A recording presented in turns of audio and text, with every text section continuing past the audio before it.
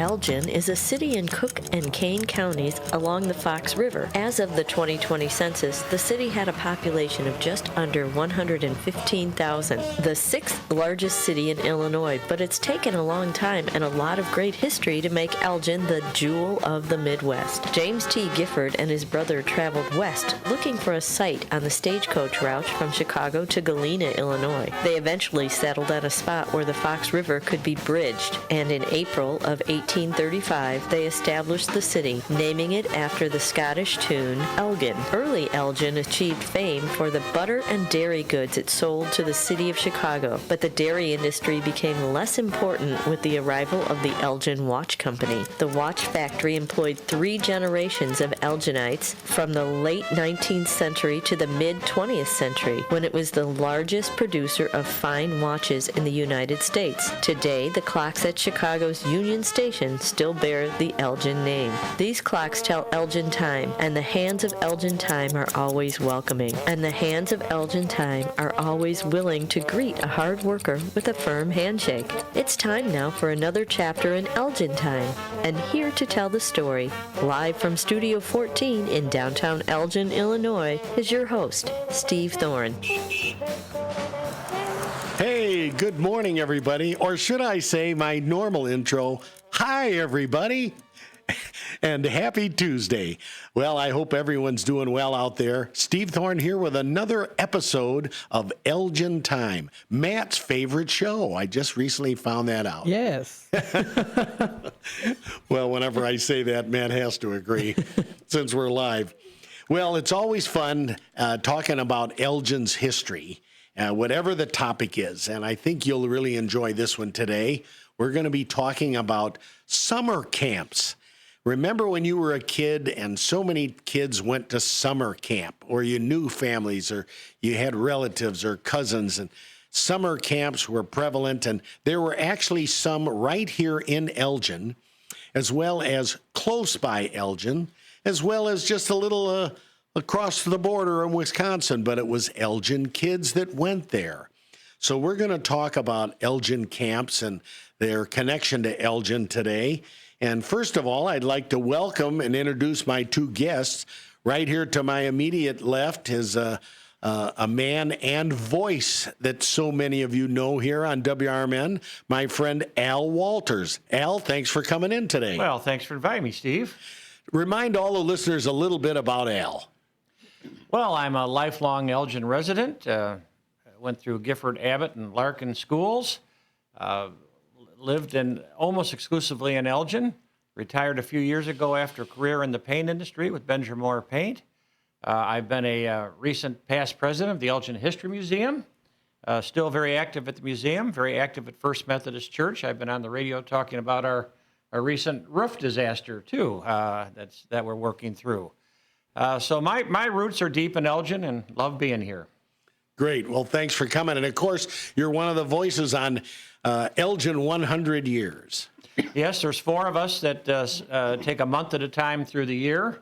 I'm writing the episodes for August right now, as you'll hear then. So, cool. All right. And my next guest, Mike Marshall. Mike has been a guest with me before in the past, and is someone that so many of you know, and I can always say fondly that I will forever be indebted and remember the kind words that Mike said at my late father's service. Well, thank you, Steve. I was honored to do that, truly honored. I have been in Elgin since 1968 when my family moved here from South Dakota. My wife is a 3rd-generation Elginite. Our grandson is now a 5th-generation Elginite. So our roots go way back in the community.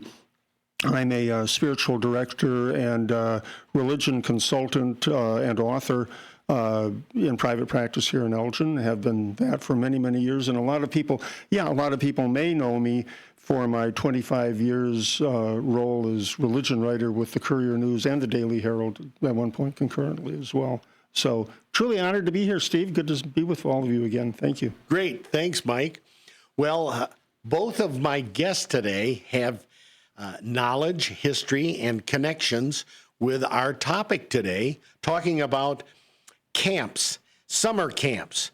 So let's start with you, Mike, and we're going to start out with a camp that many people might have forgot about, and some might not even know about. I'm going to tell you right now, I'll bet you $1 that Matt's never known about this.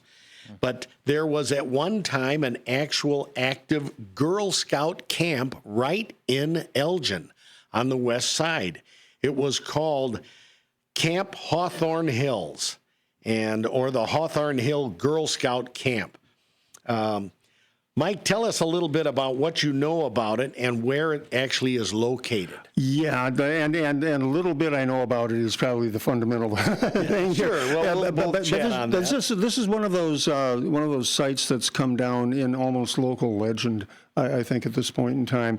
It sits right to the east across the road from Hawthorne Hills Nursery or Nature Center. And there's actually a path, walking path that goes back into it. Some of the roads off of the frontage road there. Foothill Road. Foothill Road, yes. Mm-hmm. Foothill Road. Some of the streets there dead end into the old property. One of those has a huge gate that's obviously locked now that goes back into there. But in its heyday, it had buildings back there, pavilions, all sorts of things and activities that I'm sure are fond in the memory of a lot of people. And I did a little research on it. And so that street is, of course, appropriately Hawthorne Avenue. Mm-hmm. And Hawthorne Avenue there is basically, it's just a little bit east of, well, you know where Ralph Helm is. And then next you've got the Dutch Inn, a very well-known facility that Al and Mike frequent. And then... know of it, yeah. I was being humorous. Yeah. And then just to the east of that is that road. That's Hawthorne Avenue off of Foothill. Then if you take Hawthorne and you go north, it only goes about a block. It starts getting wooded, and at the end, there's two great big pillars that you can't really see unless you go all the way back there. Mm-hmm. There's a house on the left, and there's like a barn on the right, but there's a couple other houses. And then you get to those pillars, and this big old gate that's closed, and it's nothing but lush, thick woods. Mm-hmm. But I can remember years ago, I knew someone that lived back in there in one of the houses, and we investigated, and I walked back in there and saw like an old pavilion and an old building. They're still back in there. They're just all closed up. But that was the Camp Hawthorne Hills Girl Scout Camp. And it was actually in 1938, the Cosmopolitan Club of Elgin donated 22 acres for Girl Scout Camp. And it closed in 1972. Mm-hmm. So it was open for 34 years as a Girl Scout camp. And, I just don't remember ever hearing about girls going there or going back in there during my youth at all. Obviously, it was for boys to go to.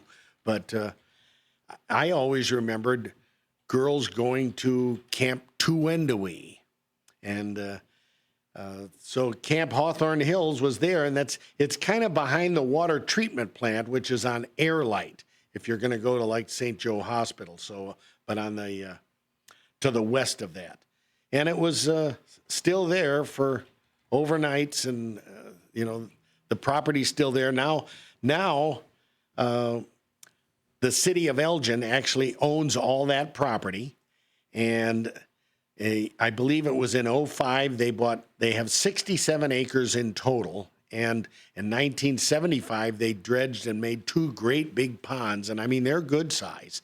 And that's where they have a lot of fishing. The police even have a buddy program for some underprivileged kids, and they take them fishing there once a year. So the Hawthorne Hills Nature Center, where there's a circular parking area for that, and that's just a little bit west of all of this, that right by Ralph Helm. And so you go in there and you go back on their nature trails.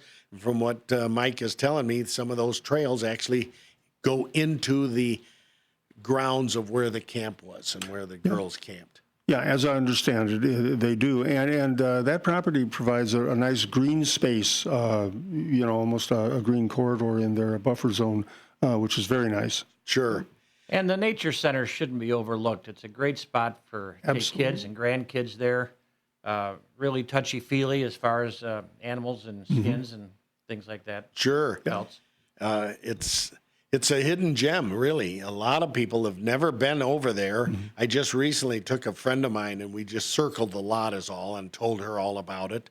And I need to take her inside the building at some point and see if maybe I'll put her in her rollator and push her around in there. So, Kathy, I know you're listening. Kathy, we're talking about you.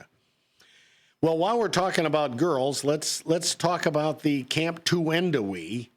And Mike or Al, chime in there on what you know or remember about Camp Tuwendawee and where it was located and what it has become now. Well, south of Elgin on Route 25, so the east side of the river, if you're driving up and down Route 25, you cross Brewster Creek. It's marked. Brewster Creek runs through the old Camp Tuwendawee, and hence, it's as it went out of business some years ago, it became a Kane County Forest Preserve, and they changed the name to Brewster Creek. Yes. Yep. My connection with the camp was my baby sister. She watched her older brothers go to Camp Edwards, which we'll talk about in a few minutes, and my folks thought that my sister should get a sleepaway camp experience. They signed her up for Camp Tuwendawee, YWCA, Camp Tuwendawee. And she went 1 year, and she came back after 4 or 5 nights, and she was never going to do that again. It turns out they have spiders there.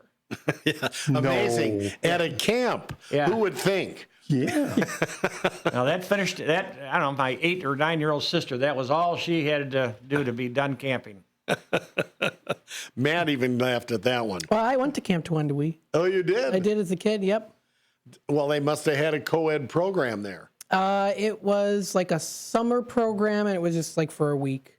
And you just had, you shoot bows and arrows, and you did hiking, just kind of the camping stuff. Was it all boys or all girls or both? Mixed. Mixed. Yeah. Gotcha. And what time period would that be? Early 2000s. So I was about 4 to 7, 8 years old. I went every summer for about a week or two. So that would have been, oh my goodness, like 2001 to 2004, 2005. And that was still the name at the time. Yep, Camp Tuwendawee. Yeah. And a lot of the different camp counselors had like these fun names like Smiley and Strawberry and things like that. So They gave themselves nicknames. yeah. Or did you give them nicknames? No, they gave themselves nicknames, and that's what we called them. So I don't think your nickname fits, Smiley. We're going to change it to Mr. Frown. Well, that's kind of neat history. And see, there's something we didn't know, learning about that they had done a co-ed camping thing. Now, obviously, did you stay in, like, cabins? Or tents? we never stayed overnight. Oh, you didn't? No, it was just a kind of a day thing. And then there was one time that we did stay overnight, but we were eventually taken home. And they told scary stories and stuff. So. And that was your last night there? Which happens at every camp ever. Yeah. Yes. Scary stories. That's And what it it's all was about. a dark, rainy night. And some of the camp counselors were going up and banging on the windows, scaring us. Oh, you know how that works. Yeah. Oh boy, I'll tell you. I'll tell you that story about my experience at Camp Edwards when we get to that part. But it's still kind of neat, and I know that. What else can you tell us about Mike? Camp Tuwendawee? Yeah, currently, the Forest Reserve took it over. They remodeled and expanded on the Barbara Belding Lodge there, which was a great place. And now it's pretty much gated off for private use and reservation use by the county. I've done memorial services for families out there. There have been other gatherings and meetings and retreats that have been done. But the property is very long and narrow, and a nice break between meeting sessions or whatever is to take a hike back into that. It's just beautiful countryside out there. Yeah. Probably Sure. down near Army Trail Road. Yeah. Sure. I think it's 27 acres in 2010 is when it became Kane County's property. Yeah. And there's still an old building and a lodge building back in there, the old original one, you know, that would have been there. Now that, I don't know when Camp Tuwendowee actually opened, but I believe there was a connection to the buildings. Yeah. And what is that? They were influential, or I don't remember the exact tie-in, but I know the lodge was named after Barbara Belding, longtime Elgin resident. And she was related to some other family. To the Geisters. The Geisters. Yes. So the Geisters, of course, the Geister family went way, way back in Elgin. Geister brothers. Geister brothers that had eventually the lumber yard, but they had some other business even before that. I think it might even have been a general store. I remember seeing some picture. In fact, I have it at home somewhere. But when I was a kid, the Geister brothers lumber building, which is hard to believe for anybody nowadays, but it was on the corner of Kimball Street and Route 31. And when I say on the corner, I mean on the corner. Yeah. The sidewalk was about 3 feet wide, and the building was on. Then there was the building. Yeah. So if you could, and plus the road is wider now. Yeah. So And that was the northeast corner, so it was wedged in next to the railroad tracks and Route 31. It was long and narrow. Yes. Well, of course, the Route 31 was narrower then, as well as the Kimball Street. One more lane. Yeah. And there was a garage door right there at the end on Kimball Street, and it was all glassed in. And they'd have a boat, like a fishing boat, right there in the window, and it was all glass at that end, and you'd see it. Yes. And it was hard to believe you could actually drive behind the building right next to the train tracks. And our home was built by the Geisters back in 1921, and I'll tell you, the lumber that's in our home is magnificent as a result of that. But I remember Jim Geister being out on that corner. I was in Kiwanis with Jim, and that was a great place for him to be out in the corner selling peanuts. Sure. For Kiwanis selling peanuts. Well, of course, he could sell them there because he could then go inside his building. Yeah. And but yeah, that building, and of course, in those days, then Woodruff and Edwards was on the other corner, and it was also on the street. Yeah. Because it's just hard to believe nowadays. I mean, it was one more lane that wasn't there. So, I mean, that building was halfway into where that lane is now, where that fountain is. Yeah. And but I don't miss the smell. The smell of Woodruff and Edwards is a smell unlike anything else. And it wasn't high up on the pleasantries. And the orange granular coating that would land on your car if you parked downtown. Yes. So. Well, that was an interesting, it was so hot in there, I think it melted sand. Well, there we have a little history of Camp Tuwendowee and Hawthorne Hills Girl Scout Camp right in Elgin. Camp Tuwendowee, of course, just a little bit south of Elgin. We're talking about camps that are in Elgin, and we have a break in about 6 minutes, but let's start talking about another camp that's still statistically Elgin, but it's a little west, and it's still there. Camp Big Timber. Camp Big Timber, of course, known for the Hiawatha and Parlaska, the Song of Hiawatha. But here's something interesting. Was the camp named after the road, or was the road, Big Timber Road, named after the camp? Al? That was a question at the Elgin History Museum Trivia Night this past winter, and the crowd was pretty split on that.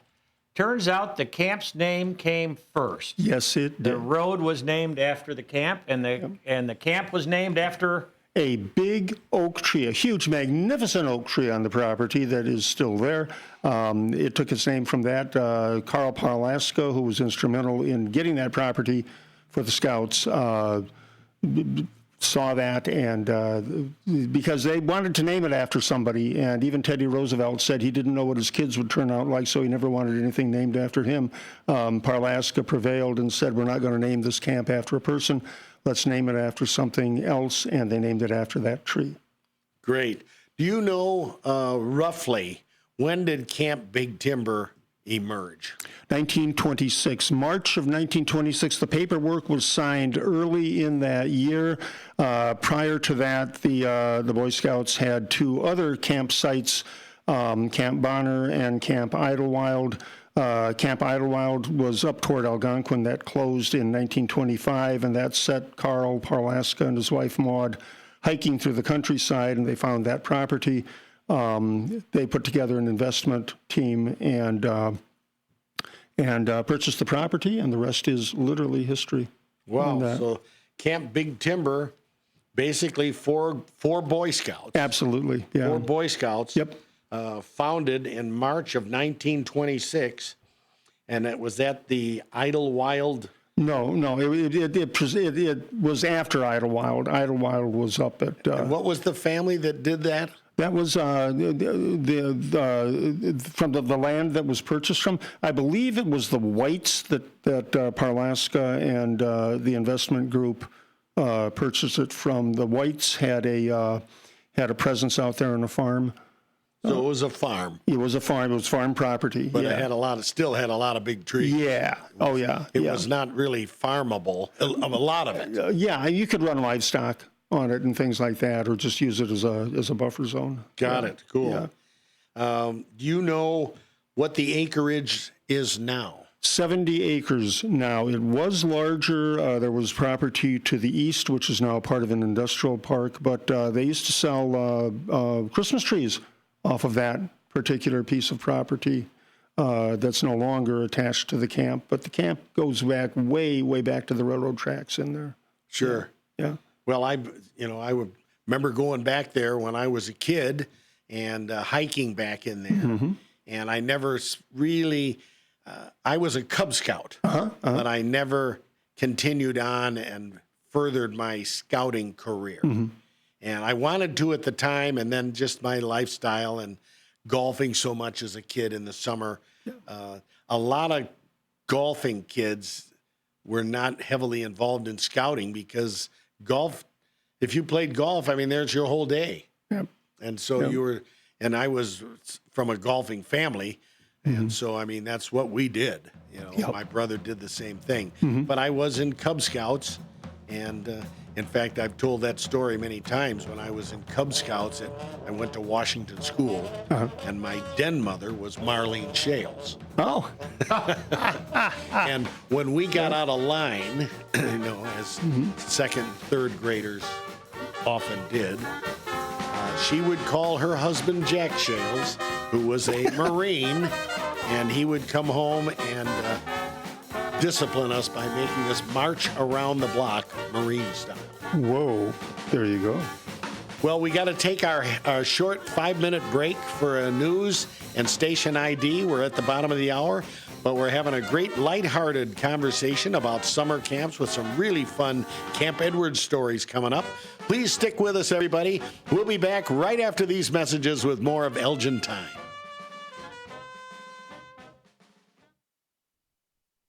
With your 1410 WRMN News Flash, I'm Sean Curdan. Brought to you by Wendy's. Elgin residents, mark your calendars. The Civilian Review Board is happening on June 23rd from 5:30 p.m. until 8 p.m. It's your chance to engage with local oversight and have your voice heard. You can read more about it on the City of Elgin website. The Batavia City Council has approved funding for a new subsidized multi-family housing project aiming to address the city's need for affordable housing. On May 19th, council members agreed to use $1.2 million from the city's tax increment financing reserve to land acquisition and engineering expenses. The developer, Fox River Affordable Housing, nonprofit connected to the Housing Authority of Elgin, plans to build the Residence at River Point on the 400 block of South River Street.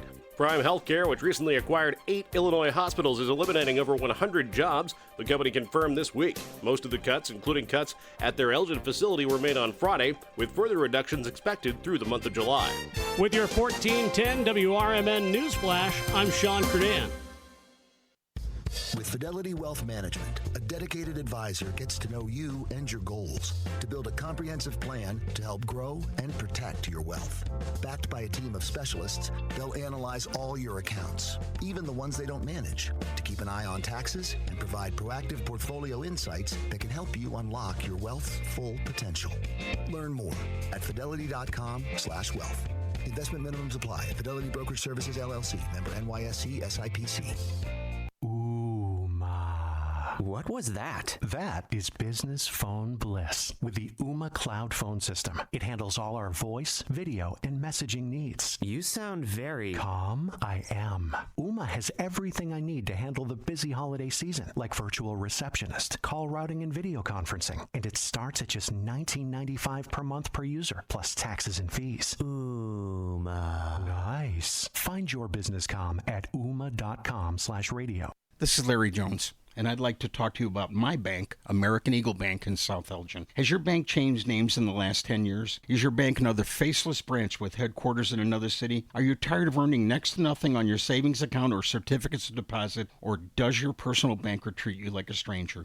If you answered yes to any of those questions, then you're ready for a new banking experience, and American Eagle is the place for you. American Eagle is a locally owned independent bank that's rooted in the community, and American Eagle customers are greeted by name and treated with the respect that they deserve. American Eagle has an innovative program, Eagle Savings, that teaches your children to save while earning prizes and rewards. American Eagle offers great rates on certificates of deposit. My bank is located in South Elgin on Randall Road between the Target and Caputo's and is open Monday through Saturday. Give them a call at 847-742-7400, and a real person will answer the phone. American Eagle Bank, a place where you matter. This is Sarah Silver with your Fox Valley forecast. Today, mostly sunny with a high near 78 and gusty winds up to 25 miles per hour. This afternoon, mostly sunny. Tonight, mostly clear with a low around 60. Overnight, mostly clear with a low around 52. Currently, it is 64 degrees with clear skies. I'm Sarah Silver on the Talk of the Town, WRMN.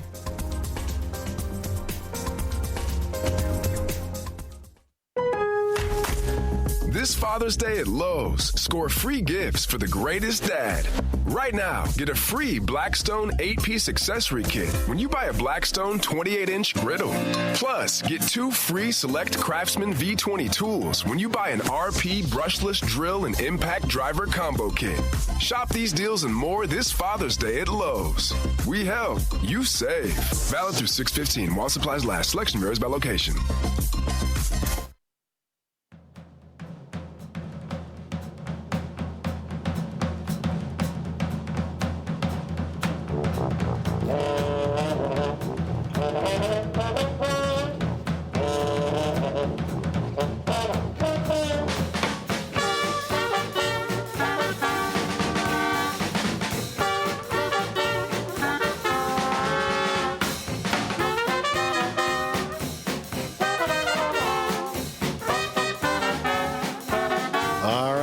Our cool music.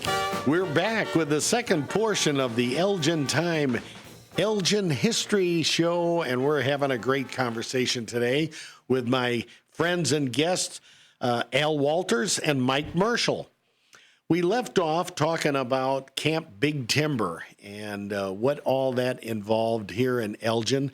As a reminder, located just off Big Timber Road, about 1.5 miles west of Randall Road, on the south side. Mike, tell us a little bit more about some things that went on at Camp Big Timber. You told us about when it was founded and what was going on there, but there's still some old lodges out there. Now, when I was a kid, I remember some cabins that were out there, but I believe there's a very interesting, very historic cabin there. Can you tell us what that is? Yeah, it's the Gifford cabin, which has been known in camp time as Tony's cabin, because one of the caretakers of the property's name was Tony, and he actually lived there. They outfitted it with indoor plumbing and everything, and so. But the Gifford cabin was originally erected for a festival in Lord's Park in 1917. When that festival ended, the cabin stayed in the park until they didn't want it in the park anymore, and it was relocated by the Boy Scouts up north to Camp Idlewild. When Idlewild closed in 1925, the cabin was dismantled again and taken out to its current location at Camp Big Timber. And it's still on the property, still very, very original looking, obviously not inside as much anymore. So it's a replica of James Gifford's first Elgin cabin? Yeah, the one that stood down at right downtown here by Davidson Park. Yeah, exactly, yeah. And the other structures you're talking about might be what was called Campers Row. That was where the summer staff stayed when the camp did week-long summer camps with troops coming out and staying over the course of a week on that property way back when. And that's our family tie into that.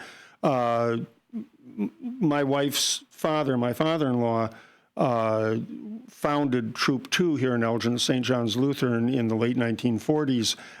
He's an Eagle Scout. Our son is an Eagle Scout. Our daughter was involved in Venture Crew with scouting. Our grandson just crossed over from Cubs into Eagle.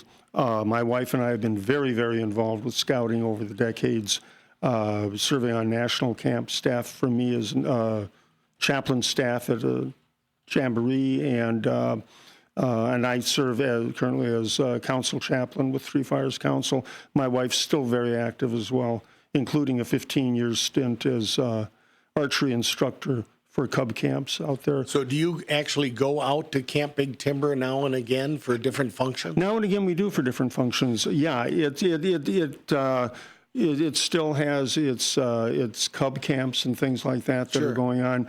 The overnight camping on weekends for units, the week-long camps, not so much. My father-in-law was summer camp director. He was a teacher, so he was summer camp director out there and spent 6 weeks in a tent out there for many, many summers, And so it's still that 70 acres of property. It's beautiful property. Sure. Yeah. Well, I've been out there a number of times because of Rotary. Oh, sure. And Mike Warren. Mike Warren's so actively involved in the three.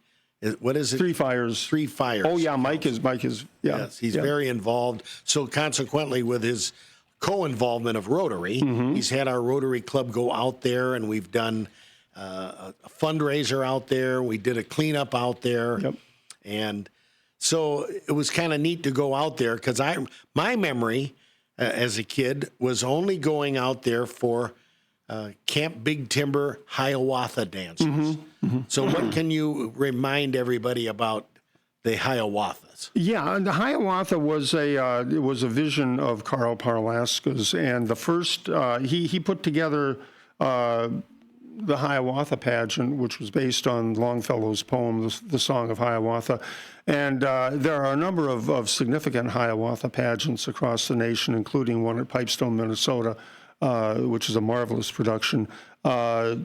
Carl's production first came into its own in 1928 out at the camp, and it ran for 52 years during the summer. For I want to say it was several weeks over the course of the summer. Later on, it would take a 2-week period, usually in June. Yeah. It started out as just an activity for the Boy Scouts. Right, exactly. To entertain themselves. Yep. Something the boys to do. Exactly. Yeah, and it grew from there. Carl was very much a scholar of Native American Indian lore. He was adopted into several tribes and had a profound respect for their traditions, and all of this was built into the pageant. Yeah. Now, who were all of the, quote, Hiawatha dancers? in later years that expanded from the Scouts into the Big Timber Dancers, and there were a number of them, most of them residents in the area here. Young people in Elgin. Yeah, young people. Sure. Yeah. And some older. Oh, yeah. We still see them in the museum. They want to know where the Hiawatha display is. Yep, sure. Yep. Because one time our car club had a Hiawatha presentation. The dancers came and at Isaac Walton. Yes. And we went over there for their social in the summer, their ice cream social. And the Isaac Walton League cabin and lodge building is off of J Street in Elgin, which goes off of Route 25, way on the east side of Elgin. And so Isaac Walton League is also very engaged and involved with scouting. But they, at that time, I think it was Bill Jones that actually put it together for us. And I'm going to guess this was around 2005, so 20 years ago. And I know Dale Thomas from the Elgin Turners Club was one of the dancers, but they put on a show for us. Danced a couple songs and to the music and Indian tribal type dance. And it brought back memories, from when I was a kid and saw them dance out at Camp Big Timber. Well, and the significance of that pageant is reflected in, and this is going way back. You couldn't necessarily do it nowadays, but they would actually go out and flag down trains to stop during the performance until there was an intermission time or something that the train could come through without disrupting the performance in it. There's a sluice gate out there that they could drop to flood a pond area, a lake area from Tyler Creek, and I mean, just a host of things that just amazing. Yeah. Do you mind if I share a picture with you? Please. Certainly. It's a picture of my mom, her friend, and my aunt in the Hiawatha pageant. Wonderful. In the 70s. Look at that. Wow. Now, who are the people that we're looking at? So on the far left is my mom, and then her friend Sue, and then my aunt on the left. Or on the right, I'm sorry. So it's from left to right. And they were dancers? They were dancers. Wonderful. Yep. Oh, that's great. And their uncle was also in it too. All right. My great uncle. So, but I don't have a picture of him in his outfit. Yeah. But he's on the wall in the museum of all the list of the participants. The names. Excellent. What was his name? His name was Roland Bailing. Oh my gosh, I knew him. Really? We knew him. Oh, he was a dear friend. Oh yeah, Oh, my goodness. he was in scouting forever. Yes. Yeah. Oh my heavens. Wow. Yep. This is a great small world. Yes. Very cool. Isn't that neat? Well, thank you, Matt, for chiming in like that. And for those who don't remember the pageant, and Mike was right, they were popular around the country, not just here in Elgin. We didn't have the sole patent on it. But Carl Parlaska would read the long narrative poem, Song of Hiawatha, by Longfellow, which is a story of I believe, Minnesota area grave. The tribe escapes me. We should know that. I should know that. I should know that. And so it's biographical, and then as he's reading the poem, the dancers and the actors play out the part. Sure. And it ran its course by 79. Now, my wife and I were newlyweds at that point. She had no Elgin roots back then, but I remember taking her out. I said, "This is last year. This is going to happen. You've got to come and see this." Yeah. And so, I remember attending one of the last shows that last year. How neat. Yep. Well, it's neat history, and as our generations keep moving forward, it's only going to be history. It's not going to be memories. Yeah. But pretty neat how this connection here with Matt. Terrific. Matt remembers it as a little boy. Yeah. All right. Well, thank you, Mike, for all that neat, fun history. But before we run out of time, we want to talk about Camp Edwards. Now, Elgin, we talked about Camp Tuwendowee because that was associated for girls with the YWCA in Elgin. The YMCA in Elgin, they had their camp for boys, Camp Edwards. Now, when that would have started and the connection with Camp Edwards, Elgin's YMCA would have been located basically where the Chase Bank building is and even further to its west, right on the river on Chicago Street. And part of the basement of that Chase Bank is still the original foundation of that Y. Probably where they held the pool. And my connection with that building was I was, as a, 5-year-old or something, I was taking swim lessons there. And partway through that session, however number of weeks that class was, we transferred to the new Y. Which was on Channing Street. So you remember, you're just old enough. See, when I just can't quite remember going into that building on Chicago Street. I've seen many pictures of it, but I just don't remember it. But I do have a stained glass lamp in my 3rd floor that came from the original building's card room. It was given to Russ Hanchett, the insurance man, and he put it in his basement and had it boxed up, labeled with that writing on it. And then his granddaughter inherited his house at Van and Sheridan. And then she got to know me and all of my involvement with Elgin history. And when she decided to sell the house, she said, I found this in the basement. I want you to have it. Now it's in the Wing Mansion. Along with many other things. Yes, there are a few things there. There's a few other things there. All right, well, let's talk about Camp Edwards. And we'll talk about the Elgin Ys on another episode. So Camp Edwards was the connection to the YMCA in Elgin. What can you tell us about the history of Camp Edwards and, of course, its location? Well, the leadership of Camp Edwards started looking around for leadership of the Y started looking around for a camp in 1928. Interesting how so many of these camps date to that area. It must have been a real awakening in nature at that point, I think would be. And so they looked across northern Illinois, northern Indiana, southwest Wisconsin, and southwest Michigan, and southern Wisconsin. And quite an extensive look, and they landed in East Troy, Wisconsin, on the shores of Lake Beulah. One of their criteria was always going to had to be on a pretty nice lake.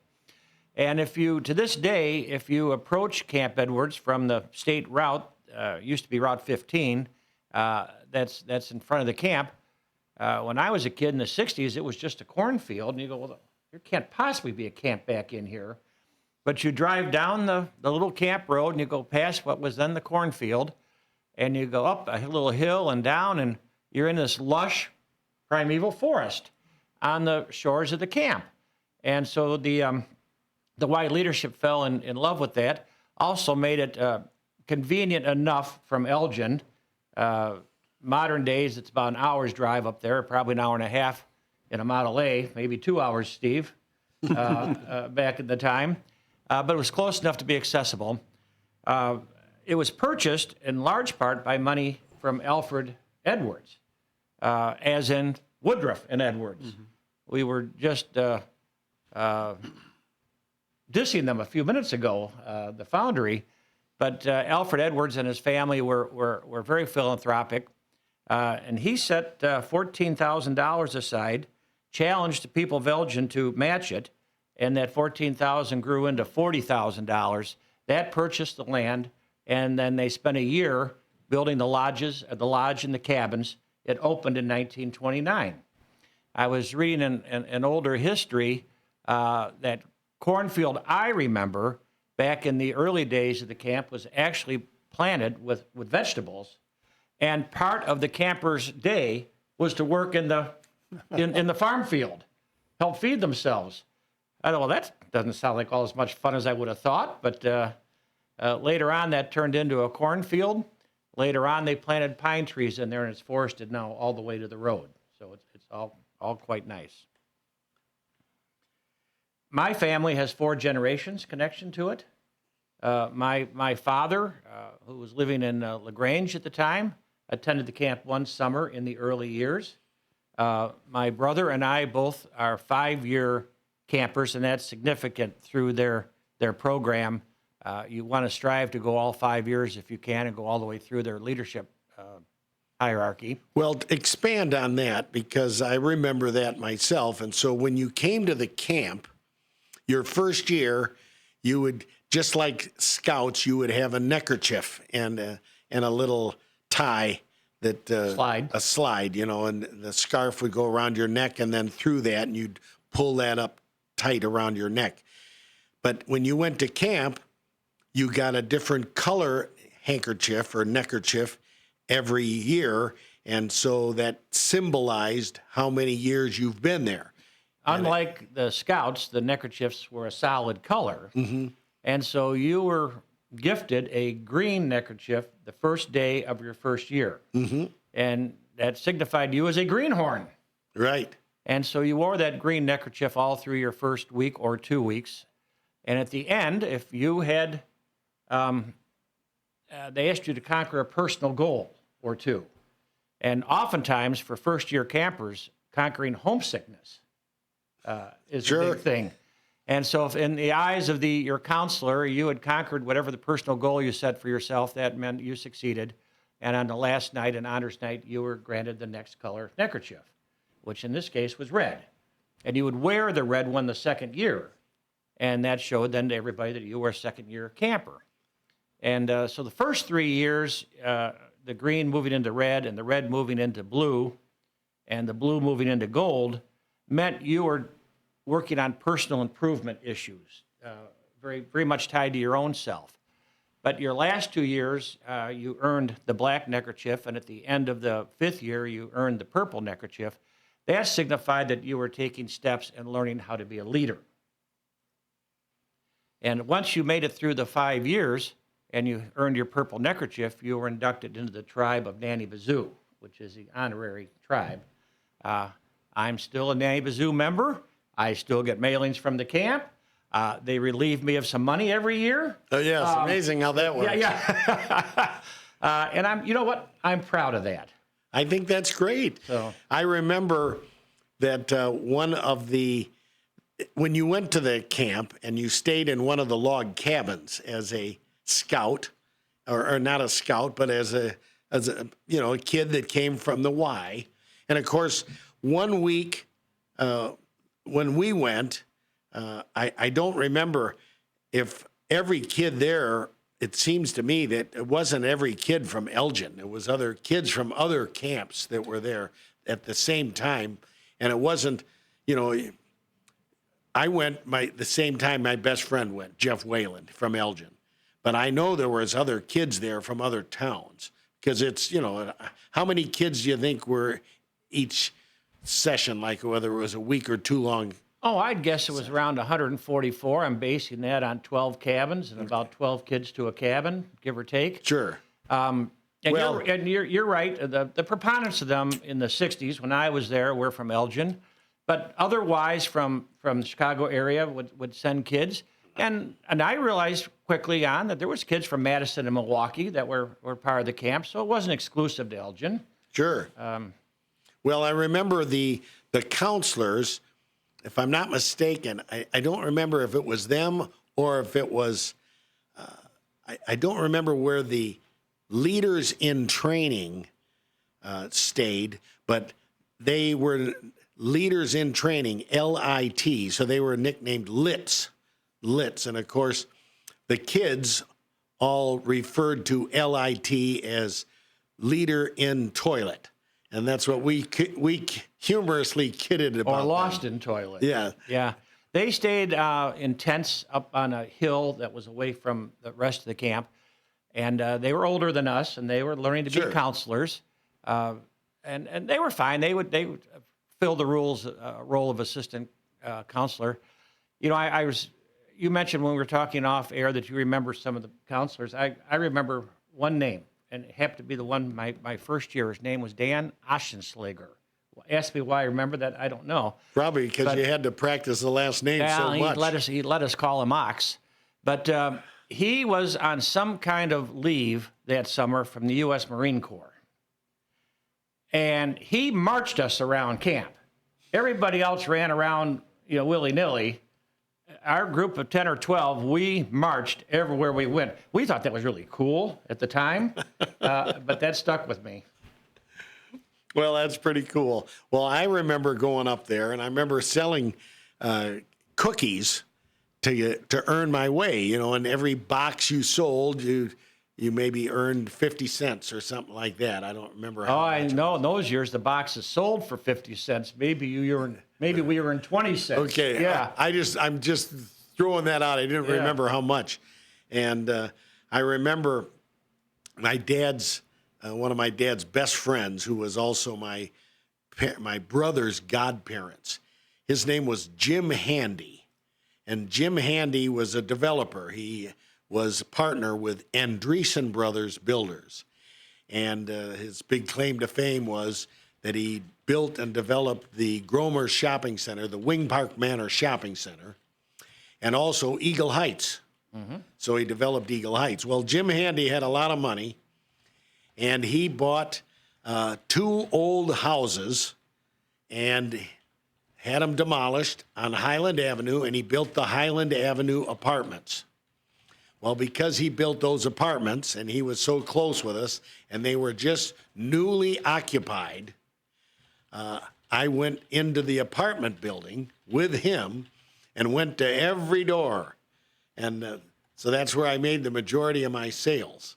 I have a similar story. Thinking back on it, it cost like $70 to go there for 12 nights, almost 2 weeks back in those days. Doesn't seem like much today. But I think $70 was a strain and a stress on my parents. And so me selling cookies and maybe raising maybe half that amount was important. But I remember picking up 2 minutes. I remember picking up my cookies with my mother, and we stopped at the shopping center that was being built at Lillian and McLean. And my mom said, well, why don't you go in there and see what those workmen are doing? I caught them on their lunch break, their coffee break, and every one of them bought a box of cookies. I think I sold out my first allotment right then and there. Man, you were in hog heaven. Yeah. Well, we're coming up to the end of the program. We could keep talking about it.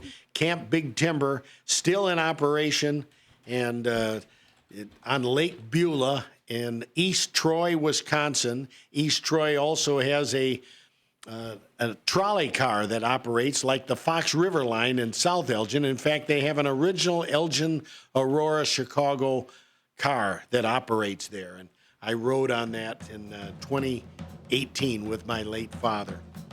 Well, And we should point out that Camp Edwards, which was nicknamed Unusual Summer Camp for Boys, is now an unusual summer camp for boys and girls. They went co-ed.